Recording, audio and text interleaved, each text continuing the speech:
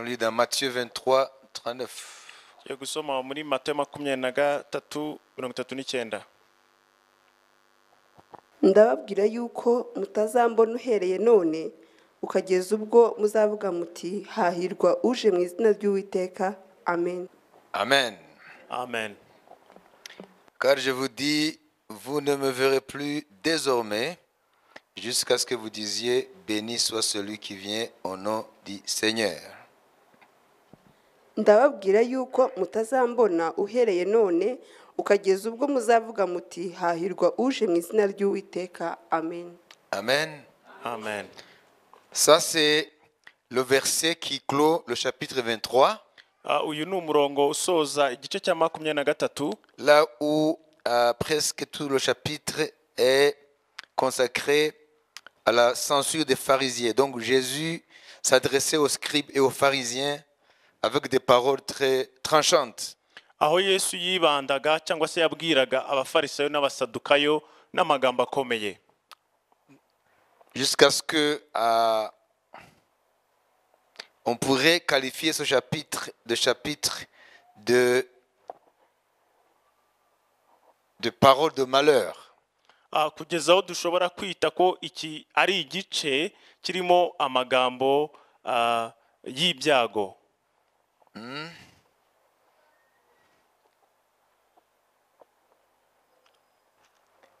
Par exemple, quand tu lis au verset 13, Urugero iyo usomye ku murongo wa 13, c'est là où Jésus commence à s'adresser durement à cette catégorie de juifs que sont les scribes et les pharisiens.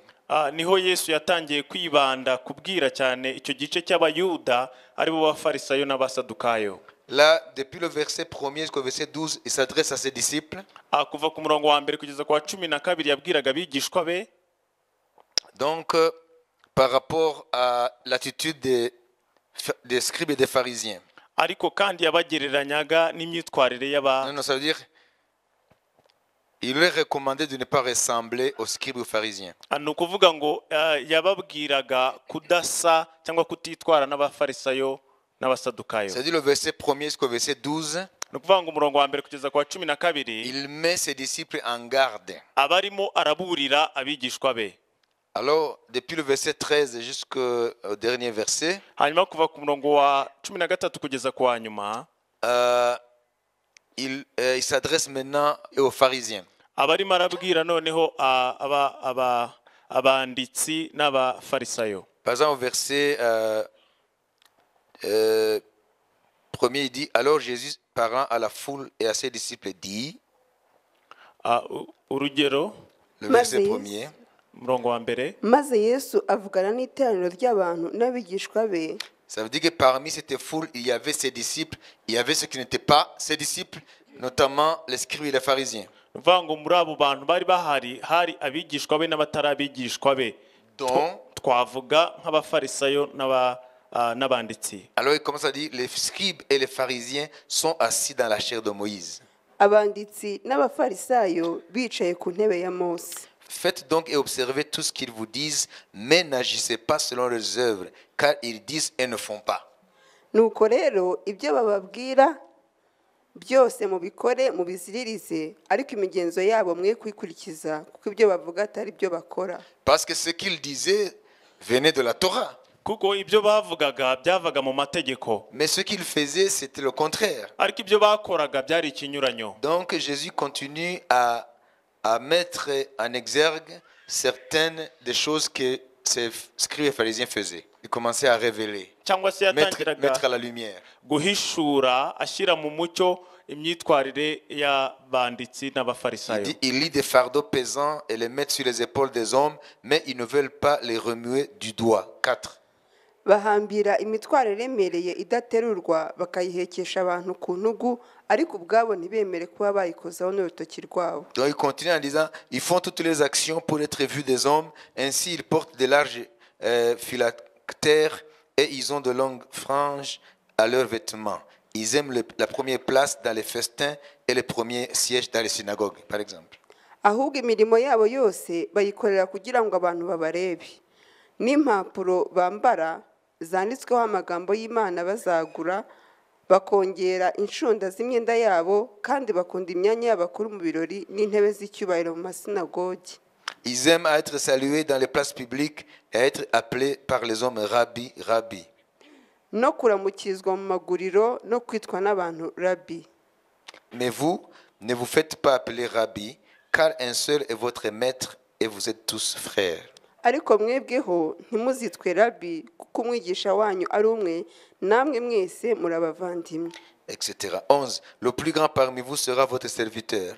Ahubwo uruta abandi muri mwe ajya aba umugaragu wanyu. 12. Quiconque s'élèvera sera abaissé et quiconque s'abaissera sera élevé. Uzishyira hejuru azacishwa bugufi, uzicisha bugufi azashyirwa hejuru. Maintenant, il commence le passage des malheurs. noneho atangiye igice twakwita icy'ibyago. Alors, je veux que nous comptions les malheurs là. Je vais dire chapitre 13, on ne va pas lire toutes les paroles. Alors, 13, malheur, ça c'est 1. Toi, tu vas dire 1. Malheur. icya mbere, 14, malheur. icya kabiri, 15, malheur. icya gatatu, 16, malheur. icya kane, Vous comptez? Alors, 23, malheur. icya gatanu, 25, malheur. icya gatandatu, 27, malheur. icya karindwi, 29, malheur. icya munani. Il y a combien de malheurs là? Bimaze kuba bingahe? Il y a 8. Vous avez bien compté? Ese mwabaze neza? C'est très peu. Ese ni bikeya? Il y a combien de béatitudes dans Matthieu 5? Combien de paroles de béatitude? Cyangwa se ni ayahe magambo avuga abahiriwe ari muri Matayo 5? Alors on va compter 5, verset 3. Heureux.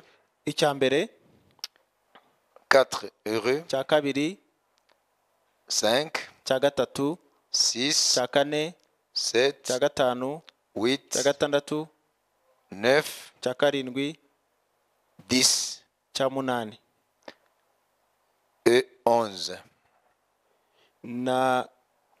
n'icya cyenda. Heureux les pauvres. 1. Icya mbere, Heureux les affligés. icya kabiri, Heureux les débonnaires. icya gatatu, Heureux ceux qui ont faim icya kane, et soif. Heureux les miséricordieux. icya gatanu, Heureux ceux qui ont le cœur pur. icya gatandatu, Heureux ceux qui procurent la paix. icya karindwi, Heureux ceux qui sont persécutés. icya munani. Heureux serez-vous lorsqu'on vous outragera. Icyo ni icya cyenda. Alors, pourquoi?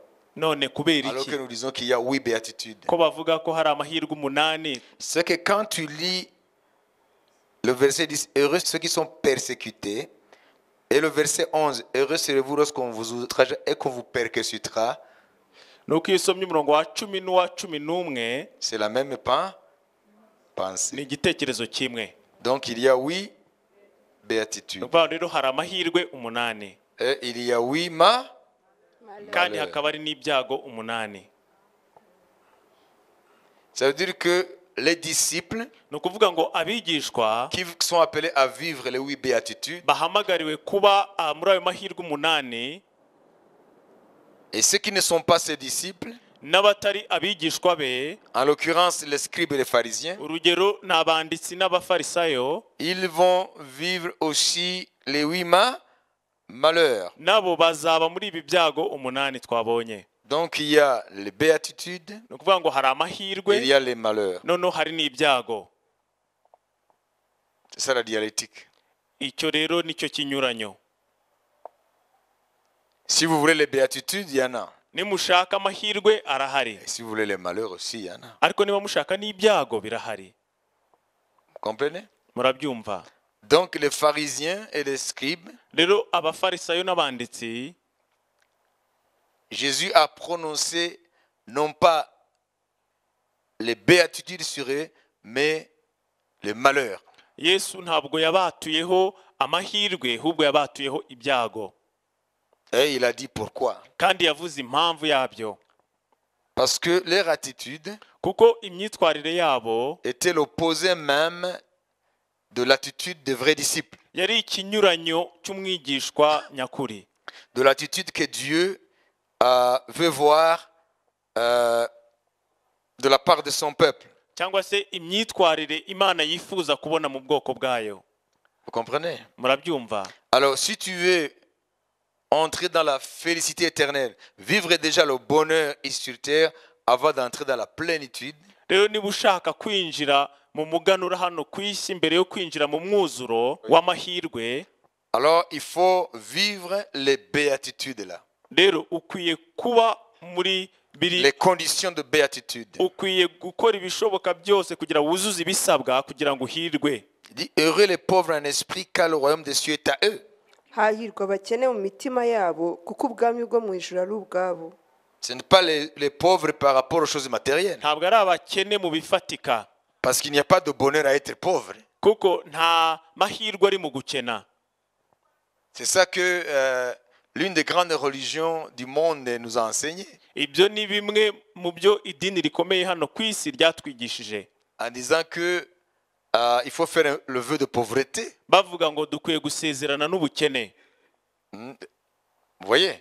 Murabibona, Pour entrer dans les ordres, il faut prononcer un vœu de pauvreté. kugira ngo ubashe kuba wakorera Imana mu rwego runaka ukwiye gusezerana n'ubukene. Parmi les vœux, il y a aussi des vœux de pauvreté.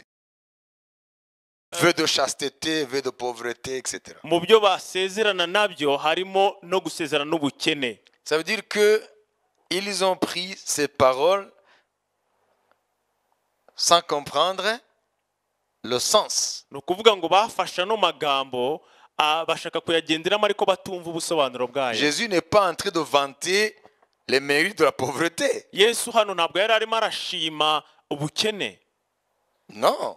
Hoya, Je vais vous poser une question. ndagira ngo mbabaze ikibazo. Est-ce qu'il y a du bonheur dans la pauvreté? Ese hari uguhirwa kuri mu bukene? Qui y croit? Ni bande babyizera? Tu as déjà vu ce qu'on peut peut-être appeler le pauvre des pauvres? Ese wari wigera ubona uwo twakwita umutindi nyakujya? Est-ce qu'il y a du bonheur dans cette vie? Ese hari amahirwe aba afite? Parce que Dieu ne vante pas les mérites de la pauvreté. Kuko Imana ntabwo ishima ubukene. Parce que la pauvreté Kuko ubukene n'était pas dans le plan de Dieu. ntabwo bwari buri mu mugambi w'Imana. C'est venu à cause du péché. Byazanywe no kubera icyaha. Ça fait partie des corollaires du péché, des conséquences. Biri mu bintu twashyira mu ngaruka z'icyaha. Parce que le premier couple était dans l'abondance dans le jardin d'Éden. Kuko Adamu na Eva bari bafite ibikwiye mu busitani bwa Edeni. Éden veut dire le lieu de délice. Edeni bivuze ngo ni ahantu kugubwa neza. Donc Adam et Ève étaient dans les délices Rero Adamu na Eva bari baguwe neza avant le péché. mbere y'icyaha. Et quand ils ont été chassés de la présence de Dieu Noneho igihe birukanwaga mu kubaho kw'Imana à cause du péché, kubera icyaha, alors là, le cortège des malheurs les a suivis. aho ngaho noneho bya byago bitangira kubakurikirana. Dans la pauvreté, la maladie, Uburwayi, ubukene, le premier meurtre, cyangwa se urupfu rwa mbere rwabaye ku isi, l'assassinat d'Abel par Caïn, kwicwa kwa Abeli na Kayini, le brisement de la fraternité humaine. Parce que l'humanité est construite sur une fraternité brisée depuis le meurtre d'Abel. kuko inyokomuntu yubakiye ku buvandimwe bwasenyutse kuva ku rupfu rwa Abeli. Et nous vivons les conséquences aujourd'hui. Kandi uyu munsi turi muri izo ngaruka. Ce n'est qu'en Jésus Ni muri Yesu honyine que cette fraternité peut être retrouvée. ubwo buvandimwe bushobora kongera kuboneka. Mais en dehors de Jésus, Ariko hanze ya Yesu l'humanité vit sur base d'une fraternité brisée. inyokomuntu yubakiye ku buvandimwe bwasenyutse. Comprenez? Murabyumva? Donc, la pauvreté n'est pas souhaitée. Rero ubukene si ikintu wakwifuriza umuntu. Donc, il faut comprendre ce qu'il dit ici. Rero mukwiye kumva hano ibyo yashatse kuvuga. Moi, j'aurais pu comprendre ce que ces ordres-là recommandent à leurs membres. Si Jésus serait arrêté à ceci, heureux les pauvres, car le royaume de cieux est à eux. Jye nari kumva ibyo iryo dini ryigisha bamwe bashaka kurikoreramo Imana iyo Yesu avuga ngo hahirwa abakene gusa car le royaume de cieux est à eux. kuko ubwami bw'Imana ari ubwabo. Mais il a dit heureux les pauvres en esprit. Ariko yaravuze ngo hahirwa abakene mu mitima. En esprit. Mu mitima. Ça veut dire quoi? Bishatse kuvuga iki? Ça veut dire devant Dieu, Ni ukuvuga ngo imbere y'Imana réellement nous sommes pauvres. mu by'ukuri turi abakene. Spirituellement pauvres. Mu buryo bw'umwuka turi abakene. Nous n'avons rien. Ntacyo dufite. Alors si tu prends conscience de ça, Rero ibyo ngibyo iyo ubimenye, parce que chacun aimerait être riche. kuko buri wese yakwifuje ubukire. Voilà pourquoi les gens se lèvent chaque matin pour aller chercher l'argent. Niyo mpamvu abantu bazinduka kare mu gitondo bakajya gushaka amafaranga Jusqu'à la fin de leur jour. kugeza iminsi yabo yose. Parce que ils ont conscience de leur pauvreté matérielle Kuko baba babona yuko ou bafite leurs besoins matériels. ubukene bw'ibifatika cyangwa se baba bafite icyo bashaka kugeraho gifatika. Même s'ils en ont beaucoup, il n'y a pas assez. Nubwo n'abafite byinshi bumva bidahagije. Voilà pourquoi ils cherchent, ils cherchent. Niyo mpamvu bakuma bashakisha bashaka. Alors, si cela était transposé dans le domaine spirituel Rero ibyo biramutse bishyirwe mu rwego rw'umwuka, et que leurs yeux spirituels s'ouvrent amaso yabo y'umwuka agafunguka, et qu'ils découvrent leur misère spirituelle, bakamenya uburyo bagowe mu mwuka, alors ils iront chercher la richesse aho spirituelle. noneho bajya gushaka ubutunzi bwo mu mwuka. Alors, celui qui est heureux, Rero uhiriwe c'est celui qui voit sa misère spirituelle nubona ubukene bwe bwo mu mwuka, et cela ne va pas le laisser indifférent. kandi ibyo ntibizatuma agumaho gusa. Alors, il ira chercher où il peut trouver Azajya gushakisha aho ashobora gushaka les voies et moyens pour sortir de ces conditions. uburyo bwo gusohoka muri ubwo bukene. Et Jésus dit celui-là, Yesu akavuga ngo uwo rero il est heureux. arahiriwe. Donc devant Dieu, Rero imbere y'Imana, le premier pas d'être heureux, intambwe ya mbere yo guhirwa c'est d'abord de prendre conscience de sa misère spirituelle. niyo kumenya ubukene bwawe bwo mu mwuka. Ça, c'est un pas vers le bonheur. Iyo ni intambwe yo guhirwa. Voilà pourquoi il a commencé par ça, Niyo mpamvu Yesu nicyo yatangiriyeho, avant de prononcer d'autres heureux, heureux, heureux. mbere yo kwatura andi amahirwe. Donc la prise de conscience de sa condition devant Dieu, Rero kumenya uburyo uhagaze imbere y'Imana spirituellement. mu buryo bw'umwuka. Voyez tous ces gens qui vivent dans ce monde. Murabona aba bantu bose batuye isi, Satan leur a montré Satani yaberetse ko qu'ils n'ont que les besoins matériels à satisfaire. ibyo bakeneye gusa ni ibifatika. Voilà pourquoi quand on parle de pauvres, de riches, Niyo mpamvu iyo bavuze umukene, umukire, c'est toujours en termes des avoirs. biba bijyanye n'ubutunzi umuntu afite. Oui, ça c'est selon le monde. Ibyo ni ku isi bifata. Mais selon Dieu, Ariko imbere y'Imana, quand Dieu parle de pauvres et de riches, Imana ivuga umukene n'umukire, c'est en termes des biens spirituels. ni mu rwego rw'ibyo atunze mu mwuka. C'est en termes de richesses spirituelles. Ni mu rwego rw'ubutunzi afite mu mwuka. Jésus est venu Yesu yaraje combler notre misère spirituelle. guhaza ubukene bwacu bwo mu mwuka. Il est venu nous rassasier spirituellement. Yaje kuduhaza mu buryo bwo mu mwuka. Mais cela aussi a une conséquence aussi dans la vie matérielle. Ariko ibyo kandi bifite ingaruka mu buzima bw'ibifatika. Voilà pourquoi il n'y a pas beaucoup de gens pour écouter ces enseignements. Niyo mpamvu hano hatari abantu benshi bo kumva izi nyigisho. Parce que les gens ne sont pas conscients Kuko abantu batazi de leurs vrais besoins. ko icyo bakeneye neza. Est-ce que vous comprenez? Ese murabyumva? Si on lance un programme que chaque vendredi ici on distribuera à chacun un billet de $100. Urugero hano dutangiye gahunda tukavuga ngo buri wa gatanu buri wese tuzajya tumuha amadolari 100. Vous ne trouverez pas de place où placer les gens. Ntago muzabona ahantu mwicaza abantu. Pas seulement les pauvres matériellement, Kandi si abakene gusa mu bifatika, même les fonctionnaires, n'abakozi, même les commerçants, n'abacuruzi, même les fraudeurs. n'abakora amagendo. Vous comprenez? murabyumva Parce que l'homme est né avec une nécessité par rapport à sa condition. kuko umuntu yavukiye mu buhumyi mu bijyanye n'imiterere ye. Ce n'est que quand on se tourne vers Jésus niyo gusa umuntu ahindukiriye Yesu que nos yeux spirituels s'ouvrent amaso yacu y'umwuka et agafunguka que nous nous voyons tel que Dieu nous voit. noneho tukibona nk'uko Imana itubona. Heureux hahirwa les pauvres abakene en argent mu mafaranga, et les pauvres hahirwa en esprit. abakene mu mitima yabo, Car kuko le royaume des cieux ubwami bwo mu ijuru est à eux. ari ubwabo. Vous avez compris? Ese mwabyumvise? Amen. Amen. Il y a tellement de richesses hari ubutunzi buhambaye dans cyane la parole de Dieu. mu ijambo ry'Imana. Mais qui les voit, Ese ninde ububona? qui donne du temps à cela? Ese ninde ubiha umwanya? Très peu. Ni bake cyane. Qui creuse? Ni bande bacukumbura?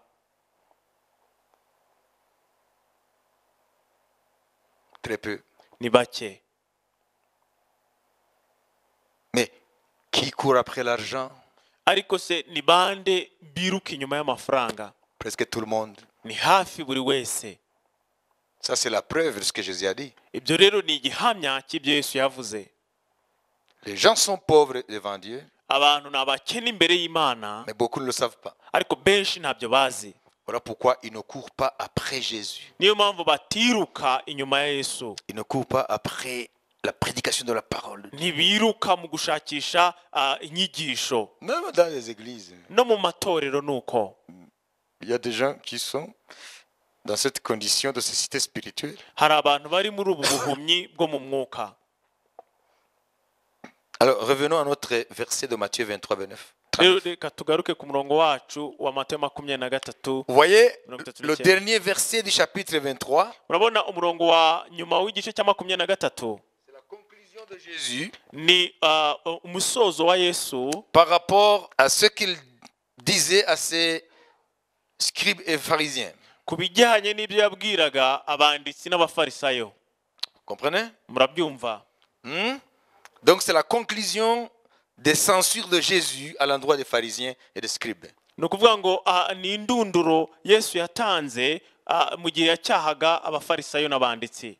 Alors il dit, Noneho akavuga ngo vous ne me verrez plus désormais ndababwira yuko mutazambona uhereye none jusqu'à ce que ukageza ubwo vous disiez, muzavuga muti béni soit celui qui vient au nom du Seigneur. hahirwa uje mu izina ry'Uwiteka.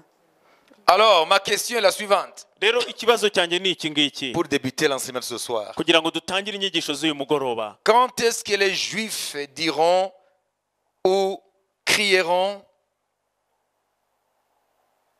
ces paroles à l'endroit de Jésus? Ese ni ryari abayuda bazavuga cyangwa se bazataka bavuga no magambo kuri Yesu? Quand est-ce qu'ils diront béni soit celui qui vient au nom du Seigneur? Ni ryari bazavuga ngo hahirwa uje mu izina ry'Uwiteka? C'est ça la question qui ouvre l'enseignement de ce soir. Icyo nicyo kibazo gifunguye inyigisho z'uyu mugoroba. Quand est-ce qu'ils diront ça? Ni ryari bazavuga ayo magambo?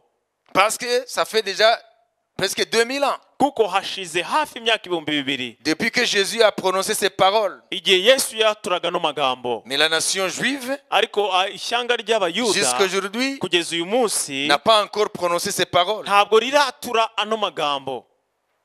Pourquoi? Kubera iki?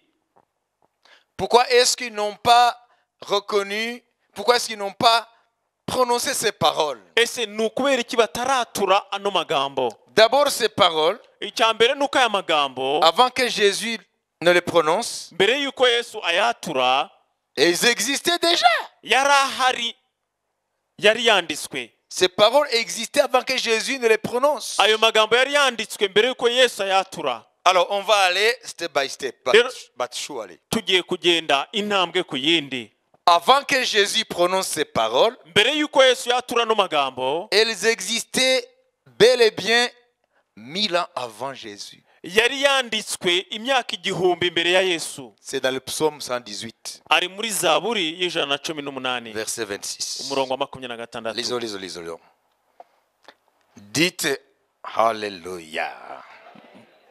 Dites béni soit celui qui est venu au nom du Seigneur. Pour nous, il est venu. yaraje Pour les Juifs, il n'est pas encore venu. ku bayuda ntabwo araza ariko kuri twe yaraje. Nous nous disons, béni soit celui qui est venu au nom du Seigneur. twe turavuga ngo hahirwa uwaje mu izina ry'Uwiteka.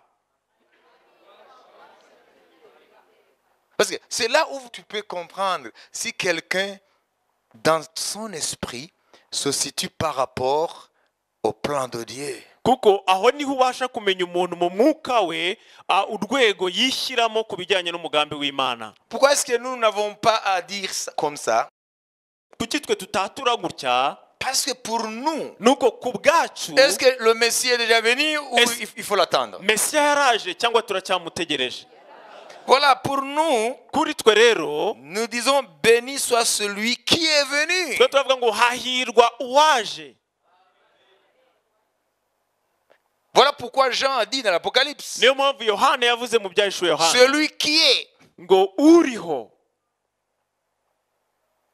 qui était wari uriho et qui vient. kandi ugira ze. Ça veut dire qui vient par rapport à l'exchatologie, par rapport au temps de la fin. ni ukuvuga ngo agiye kuza akugaruka bijyanye n'inyigisho z'ibihe Ça veut dire by'imperuka. que Jean dans l'Apocalypse, ni ukuvuga ngo Yohana mu byahishuwe Yohana Jésus est déjà venu, Yesu yari yaraje il est reparti, asubirayo mais il va revenir. kandi yagombaga kugaruka. Le même qui était parmi eux, uriya nyine wabanye nabo c'est le même qui va revenir. niwe nyine uzagaruka. Voilà pourquoi il dit celui qui est, niyo mpamvu yavuze ngo uriho, qui était wabayeho et qui vient. kandi ugira ze. Il n'y en a pas deux, trois. ntabwo ari batatu rero. Celui qui est, uwo uriho, celui qui était wari uriho et celui qui vient, kandi ugira ngo aze c'est la même personne. ni umuntu umwe. C'est Jésus de ni Nazareth, Yesu w'i Nazareti, le roi des rois, umwami le w'abami, Seigneur des seigneurs, umutware w'abatware, l'alpha et ni l'oméga, alfa na le omega, commencement et la fin, ni itangiriro le n'iherezo, pain de vie. ni umugati w'ubugingo, l'eau vive. ni amazi y'ubugingo. Alléluia. Haleluya. La résurrection et la vie, ni ukuzuka n'ubugingo, la liberté ni umudendezo pour ceux qui croient, ku bizera, l'espérance des nations. ni ibyiringiro by'amahanga. Jésus qui vient. Yesu ugira agaruke. Alléluia. Acclamons le Seigneur. reka tumukomere amashyi menshi cyane. Alléluia. Haleluya. King of kings, umwami w'abami, Lord of lords. umutware w'abatware. Alléluia. Haleluya. Amen. Amen. C'est le même. n'uriya nyine.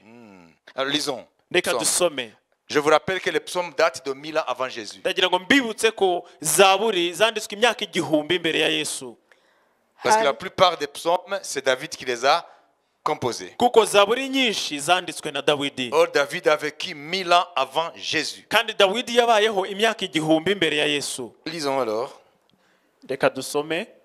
hahirwa uje mu izina ry'Uwiteka, tubasabiriye umugisha mu nzu y'Uwiteka. Amen. Amen. Donc, les paroles que Jésus vient d'adresser aux scribes et aux pharisiens, rero amagambo Yesu amaze kwatura imbere y'abafarisayo n'abanditsi datées d'il y a 1000 ans. yari amaze imyaka igihumbi, Parce que nous les rencontrons dans Psaume kuko twayasomye muri zaburi 118, y'ijana na cumi n'umunani verset 26. umurongo wa 26.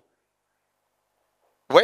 murabibona? Ça veut dire que Dieu ni ukuvuga ngo Imana s'attendait à ce que son peuple yari yiteze ko ubwoko bwayo le reconnaisse, buyemera,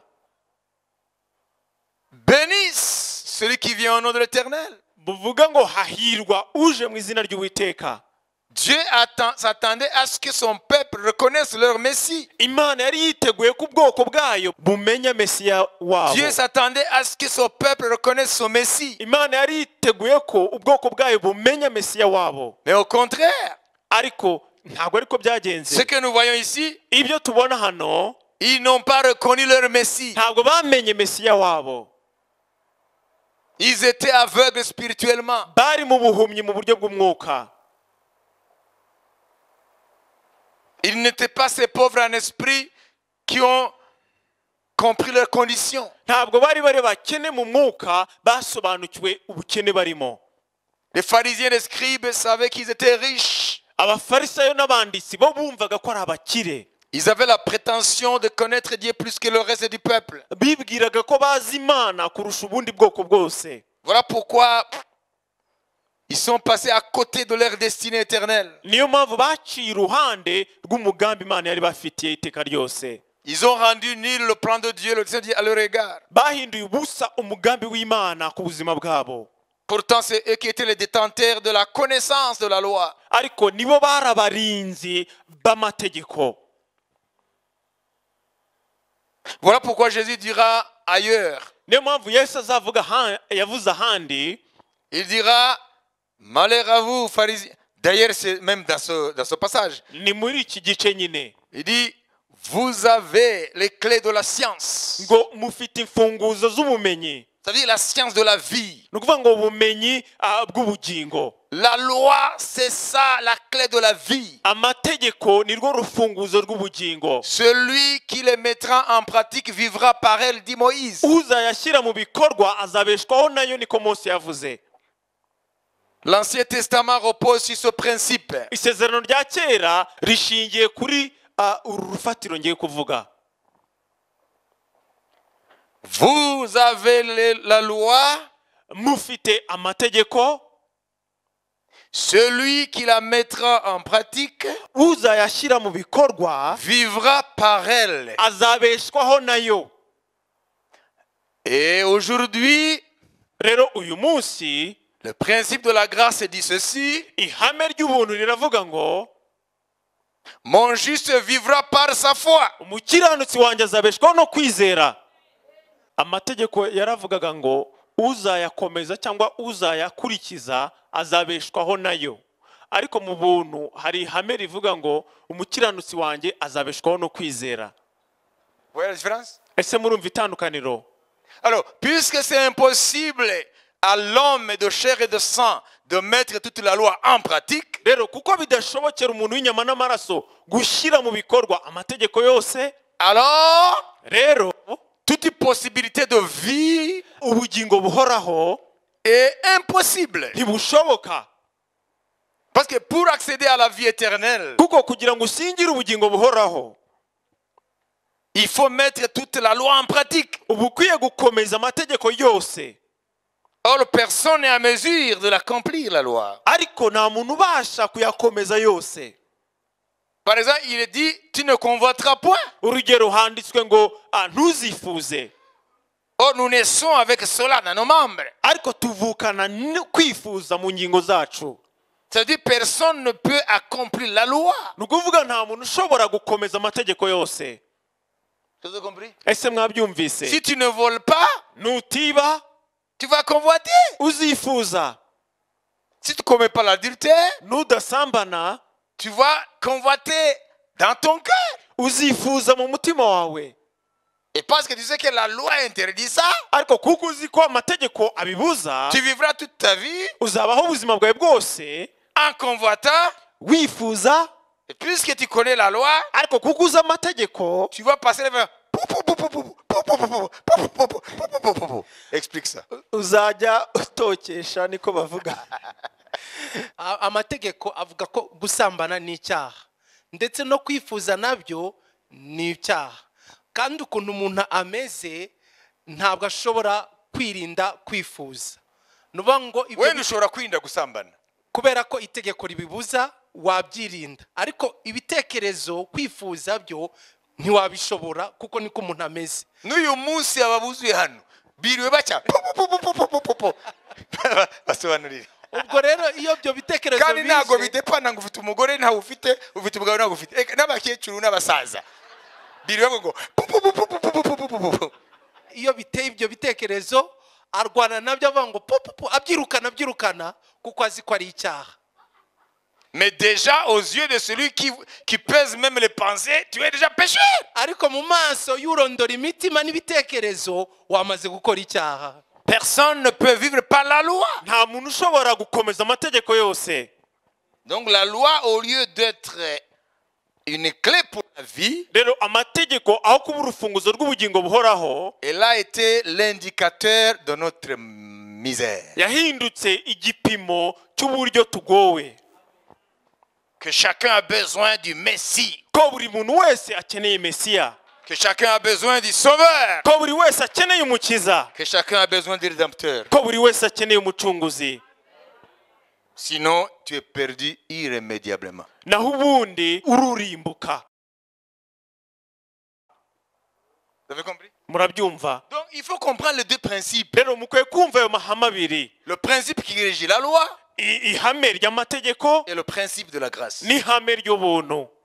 Pourquoi est-ce que nous sommes heureux malgré ces tentations? Ese kuki duhiriwe nubwo hari ibyo bitugerageza? Nous qui croyons en Jésus. Twe twizera Yesu Kristo. C'est parce que nous sommes libérés du principe de la loi que celui qui la mettra en pratique et toute la loi vivra par elle. Nuko twabohowe ku ihame rivuga ngo uzakomeza amategeko azabeshwaho nayo. Maintenant, nous sommes sur le principe mon juste vivra par sa foi. Uyu munsi turi munsi y'ihame rivuga ngo umukiranutsi wanjye azabeshwaho no kwizera. Si je vis par la foi, Niba mbayeho kubwo kwizera, même si je suis là, mais il y a une voix qui dit, t'en fais pas, regarde l'agneau de Dieu qui ôte les péchés du monde. nubwo nabaho ubuzima bwo gucyahanyahanyaha, ariko hari ijwi rimbwira ngo reba umwana w'intama w'Imana ukuraho ibyaha by'abantu. Jésus nous libère de la culpabilité. Yesu atubohora muri uko kwicira urubanza. Il ne nous autorise pas d'aller pécher, Ntabwo atwemerera kujya gukora ibyaha, mais parce que son juste vivra par la foi. ariko kuko umukiranutsi we azabeshwaho no C'est kwizera, la foi qui nous justifie. ni ukwizera kudutsindishiriza. Voilà pourquoi nous n'avons pas encore loué Jésus assez Niyo mpamvu usanga tutararamya Yesu nk'uko byagakwiye de ce qu'il a fait pour nous. ibyo yadukoreye ku bwacu. Amen. Amen. S'il n'y a pas Jésus Urugero, mu buzima bwawe niba udafite Yesu et que tu es conscient de la loi kandi ukaba uzi icyo amategeko avuga et les conséquences des freins de la loi, n'ingaruka zo kwica amategeko, qu'il y a la mort éternelle, ko hari urupfu rw'iteka tu ryose, vas vivre dans la crainte, dans la trouille du jugement. uzabaho ufite ubwoba bwinshi bw'urubanza. Comprenez? Murabyumva? Parce que la mort Kuko urupfu sera pour toi quelque chose de terrible. ruzaguhindukira kuri wowe ibyago bikomeye. Que le fait de penser à la mort Gutekereza ku rupfu gusa va te mettre dans une situation d'angoisse terrible. bizatuma uba mu bwoba buhambaye, Parce que tu sais que tu as enfreint la loi. kuko uba uzi neza ko wishe itegeko. Enfreindre la loi, ça veut dire quoi? C'est la perdition. Kwica itegeko bivuze iki? Ni ukuvuga ngo ni ukurimbuka. Qui va te sauver? Ese ninde uzagukiza? Même Paul, le champion de la loi, Na Pawulo wagerageje gukurikiza amategeko, quand il a découvert la grâce, igihe yamenyaga ubuntu, il a écrit l'épître aux Romains. yandikiye Abaroma ibaruwa Dans le chapitre 7, il dit, ibice 7 aravuga ngo je prends plaisir à la loi de Dieu dans l'homme intérieur. nshimishwa no gukurikiza amategeko y'Imana mu muntu wanjye w'imbere.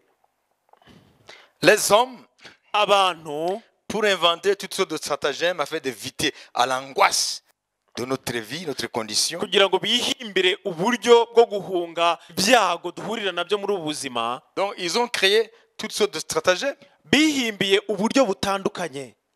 Parce que, voilà, par exemple, les philosophes. Urugero, abafilozofe. Si je prends l'exemple des stoïciens, Ndamutse mfashe urugero rw'abitwa abastoïciens, ils disent dans la vie, baravuga ngo mu buzima il y a des choses qui dépendent de nous hari ibintu biterwa natwe, et ceux qui ne dépendent pas de nous. hari n'ibidaterwa natwe. Alors, pour être tranquille, pour ne pas vivre cette angoisse-là, Kugira ngo tubeho des problèmes à gauche à droite, des problèmes devant, des problèmes pas derrière, kugira ngo tubeho ibyo bibazo bitadutsikamiye, que tu respires au moins. byibuze ubashe guhumeka. Ils ont dit, il ne faut pas t'occuper des choses qui ne dépendent pas de toi. Baravuze ngo ntukwiye kwita ku bintu bidaterwa nawe. Et pour les stoïciens, Kandi kuri abo bastoïciens, les richesses, la pauvreté, ubukene, ubukire ça ne dépend pas de nous. ntabwo biterwa natwe. Si tu es pauvre, Niba uri umukene, alors, faut pas aller te creuser la cervelle en disant, je vais être riche. ntabwo ukwiye kujya kwimena umutwe uvuga ngo ndashaka kuzakira. Par exemple, tu es né unijambiste. urugero wavukanye ubumuga ufite ukuguru kumwe Mais tu es né comme ça. ukavuga ngo ni uko wavutse. Qu'est-ce qu'il faut faire? Ese ni iki wakora? Ce sont les stoïciens qui demandent, tu vas faire quoi? abo ni abasitoyisiye babivuga. Ese ni iki wabikoraho? C'est le bonheur pour les stoïciens, ni ukuvuga ngo guhirwa ku basitoyisiye c'est un état moral. ni imiterere yo mu bitekerezo. Ça veut dire, c'est uniquement s'occuper des choses qui sont à ton pouvoir. ni ukuvuga ngo bita ku bintu gusa abo. Il dit que les troubles intérieurs, les problèmes de l'homme, baravuga ngo ibibazo umuntu agira byo mu mutima c'est qu'il veut s'attaquer aux choses qui ne dépendent pas de lui. nuko ashaka gukemura n'ibidaterwa nawe. C'est ça, les stoïciens. abasitoyisiye ni uko Et batekereza. si tu veux avoir la paix de l'âme, rero niba ushaka kugira amahoro mu mutima occupe-toi des choses qui dépendent de toi. kemura ibiterwa nawe gusa. Ça, ce sont des stratagèmes pour sortir de cet angle-là. ubwo rero ni uburyo bihimbiye bwo gusohoka mu bibazo. Mais le remède que Dieu donne, ariko umuti imana itanga ce n'est pas celui-là. ntabwo ari uwo nguwo. Le remède, c'est quoi? umuti ni uyu nguyu. C'est que mon juste vivra par sa foi. nuko umukiranutsi wanjye azabeshwaho no kwizera kwe. Et la foi de Dieu, kandi kwizera mu mana c'est la foi qui soulève les montagnes. ni ukwizera gukuraho imisozi. C'est la foi qui a transcendé le présent. ni ukwizera kurenze ibihe turimo none. Alléluia. haleluya. Ce n'est pas une abdication. ntabwo ari ukumanika amaboko ukavuga ngo birananiye. Vous comprenez? murabyumva? Give up. kuvuga ngo birananiye Non, tu n'abandonnes pas la partie. ntabwo ubivamo. La foi, elle est combattante. kwizera ni ukw'indwanye. La foi, elle est conquérante. kwizera kwigarurira uduce. Alléluia. haleluya. Même si j'ai une seule jambe, nubwo naba afite akaguru kamwe en Jésus, ariko muri yesu je me kirisito vois avec les deux jambes. nibona afite amaguru abiri. Je peux faire ce que quelqu'un qui a les deux jambes peut faire. nshobora gukora ibyo ufite akaguru kamwe adashobora gukora. Même plus que. ndetse n'ibirenze. Vraiment, la foi. uko niko kwizera kumera. Amen. amen. Alors, rero Paul, le champion de la loi, Pawulo wagerageje gukurikiza amategeko il dit, je prends plaisir à la loi de Dieu dans mon homme intérieur. avuga ngo nshimishwa n'amategeko y'Imana mu muntu wanjye w'imbere. Mais je trouve dans mes membres, dans ma nature, nibona muri kamere yanjye je trouve une autre loi ngo mbonamo irindi tegeko qui me rend captif rimpindura imbata. au péché. imbata y'icyaha. Ça veut dire que je vis une dualité continuelle. ni ukuvuga ngo muri jyewe harimo intambara ihoraho. L'homme intérieur veut plaire à Dieu. umuntu wanjye w'imbere arashaka kunezeza Imana. Et je reconnais que sa loi est parfaite. kandi ndizera ko amategeko ye ni ukuri. Mais dans mes membres, amategeko atunganye, ariko muri kamere yanjye il y a une autre loi. harimo irindi tegeko. La loi du péché et de la mort. itegeko ry'icyaha n'urupfu. Vous savez que le salaire du péché, c'est la mort. murabizi ko ibihembo by'icyaha ni urupfu. Cette loi combat l'autre loi intérieure. iryo tegeko rero rirwanya itegeko riri muri jye. Voilà pourquoi umuntu agomba ngo pupu. C'est parce que mu mwuka afite eko ry'Imana. Ariko mu ngingo ze ni imbata y'icyaha. Iyo ntambara rero kuko we atari umupagani, ari umuntu azi amategeko y'Imana, nta mahoro agira. Aguma cyaha ukarinda mbwira. Alors dans cette condition là, rero muri ubwo buryo il dit, akavuga ngo misérable que je suis, ngo ndagowe. qui me délivrera de ce corps de la mort. ninde uzambohora muri uyu mubiri w'urupfu? Et l'Esprit Saint lui dit, hanyuma umwuka wera akamubwira tourne-toi. ngo hindukira. Et il dit, regarde à la croix. reba ku musaraba. Par cet homme-là, biciye muri uriya mugabo. par cet homme-là, biciye muri uriya mugabo. cette dualité est solutionnée. iyo ntambara muri wowe ifitiwe umuti. Et il s'écrit, noneho akatura akavuga cyane Gloire à Dieu icyubahiro kibi cy'Imana qui me donne la victoire impa intsinzi par Jésus-Christ notre biciye Seigneur. muri Yesu Kristo umwami wacu. Ça, c'est un homme qui voulait plaire à Dieu uwo ni umugabo washaka kunezeza selon Imana la loi. bigendeye ku mategeko, Mais il reconnaît ariko yamenye ko que c'est impossible. bidashoboka. Alléluia. Haleluya. Les religieux ont besoin de Jésus, les non-religieux ont besoin de Jésus. Abanyamadini bakeneye Yesu n'abatanyari abanyamadini bakeneye Yesu. Tout le monde a besoin de Jésus. Buri muntu wese akeneye Yesu. C'est pourquoi la Bible dit il n'y a point de salut Niyo mpamvu Bibiliya ivuga ngo nta à gakiza aucun autre, mu wundi, car il n'y a aucun autre nom kuko nta rindi zina qui a été donné aux hommes ryahawe abantu par lequel ils doivent être sauvés, rishobora gutanga agakiza si ce n'est le nom de Jésus. keretse izina rya Yesu Kristo. Alors suivez-moi Rero munkurikire dans le cadre de notre enseignement. mu rwego rw'inyigisho turimo. Voilà, au lieu qu'ils disent béni soit celui qui vient du Seigneur, aho kuvuga ngo hahirwa uje mu izina ry'Uwiteka, ils ont rejeté le Seigneur. baramwanze. Comprenez? Murabyumva? Et puis il leur dit, Hanyuma arababwira ngo vous ne me verrez plus ntabwo buzongera kumbona jusqu'à ce que kugeza igihe muzavugira ngo je bénis Dieu, parce qu'il y a jusqu'à ce que. ndashima Imana kuko havuga ngo kugezaho. Si quelqu'un te dit quelque chose de négatif Umuntu nakubwira ikintu kibi et qu'il ajoute jusqu'à ce que, noneho akongera ngo kugezaho, c'est qu'il te donne une certaine espérance. nuko hari ibyiringiro runaka guha. Comprenez? Murabyumva? Jusqu'à ce que, Ngo kugezaho, parce que le Seigneur connaissait le plan qu'il avait pour son peuple. kuko umwami yari azi umugambi afitiye ubwoko bwe. Et la Bible dit, Bibiliya ikavuga ngo l'infidélité de l'homme gukiranirwa k'umuntu ne peut jamais anéantir la fidélité de Dieu. gushobora gukuraho gukiranuka kw'Imana. Si tu es infidèle, toi, Niba uri ukiranirwa wowe, ce qui est écrit dans la Bible byanditswe muri se Bibiliya réalisera bizasohora malgré ton infidélité. nubwo waba ukiranirwa. Si Dieu dit qu'il va enlever les saints, Niba Imana ivuga ko izatwara abera, même si tu es infidèle, nubwo waba utari umwizerwa, il y a des saints qui seront enlevés. hari abera bazazamuka. Ton infidélité n'anéantira pas le plan de Dieu. Kuba utari umwizerwa ntabwo bizakuraho umugambi w'Imana. Ni wowe uzabihomberamo, ariko ntabwo ari bose bazahomba. Amen. Ngamubwiza ati ni wowe wabihomberamo, ntabwo ari ubwoko bw'Imana.